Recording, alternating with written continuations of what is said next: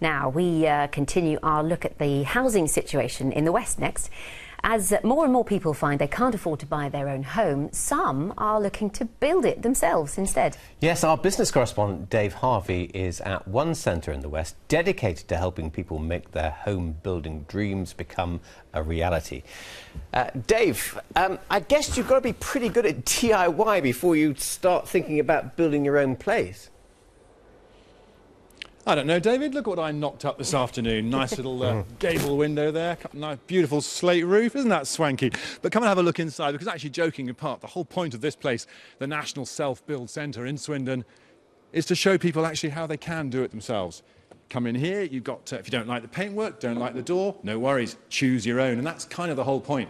Here's the kitchen. And now I know at once I've divided you at home. Some of us loving the sleek lines, the downlighters, the fancy, let's take a seat in this lovely, oh, love a bit of pink acrylic, don't you? No? You're hating this? You want a nice country cottage look?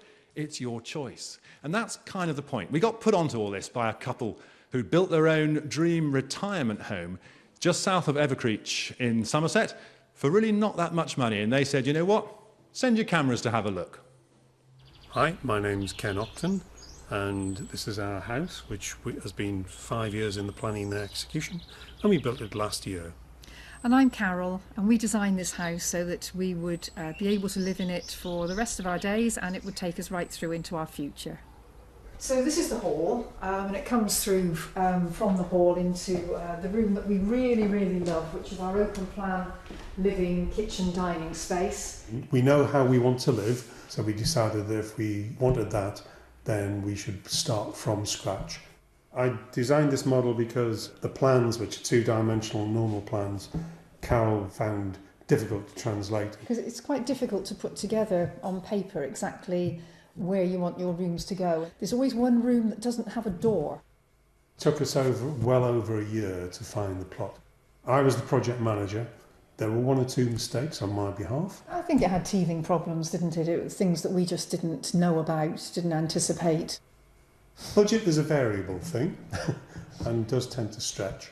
We ended up with an actual spend of 246,000. Well, we probably saved ourselves between only 20 or 30,000 pounds by doing it ourselves. I love everything about it. It's just absolutely delightful to be here. I love the view, the space in here. Almost perfect. There's one or two light switches in the wrong place, you know, but it's fantastic. It suits our lifestyle down to the ground. Ken and Carol, respect. I'm wondering, Green Oak, what do you think, Harvey? Harvey Fremlin joins us from the National Self-Build Centre here. What's going on here?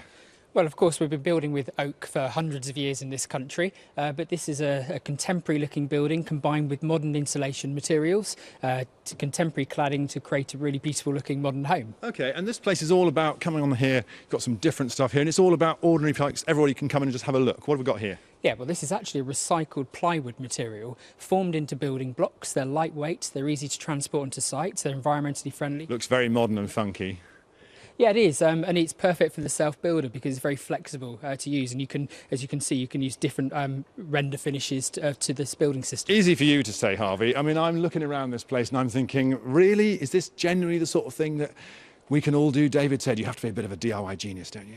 Well, last year 12,500 people actually built their own home, so it really is, you know, something that's achievable for people to do. I mean, that puts us in the top 10 developers in the country. And the government wants more, don't they? A lot more. They do. They're looking at building 20,000 self-build units by the year 2020. OK, so Harvey, we're all going to have to get on down here to Swindon and have a look. There's a Cotswold stone here, lovely, but actually it's held up by a timber frame.